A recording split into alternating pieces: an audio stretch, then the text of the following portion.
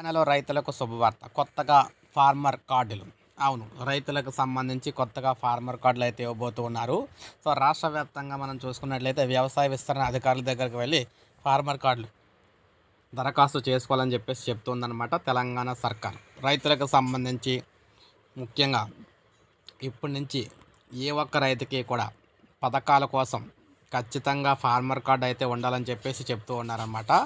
ఈ farmer card అనేది రైతుకు సంబంధించి ప్రజలకు ఆధార్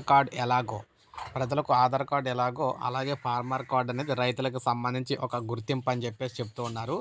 ఈ గుర్తింపు ఉన్నవారికి మాత్రమే రైతుల కింద అయితే పరిగణిస్తారని కూడా చెప్పడం అయితే జరుగుతూ ఉందన్నమాట. ఈ నేపథ్యంలో రాష్ట్ర వ్యాప్తంగా మనం చూసుకున్నట్లయితే రైతులు ఈ ఫార్మర్ కార్డుకు సంబంధించి దరఖాస్తు చేసుకోవడానికి కావాల్సిన దరఖాస్తులు కూడా చెప్పడం అయితే అంటే పత్రాలు కూడా చెప్పడం అయితే జరిగింది. ముఖ్యంగా ఆధార్ కార్డు, అదేవిధంగా దాంతోపాటు బ్యాంకు పాస్‌బుక్ జిరాక్సు, దాంతోపాటు భూమికి సంబంధించిన పట్టాదారు పాస్ పుస్తకం జిరాక్సు, ఈ 3 ఉండాలన్నమాట. ఈ 3 ఉండాలి. దీంతో పాటు మొబైల్‌కు ఆధార్ నెంబర్‌కి లింక్ అయిన మొబైల్ ఫోను కూడా అయితే మీ దగ్గర ఉండాలి. ఆ నెంబర్‌తో కూడిన ఫోను.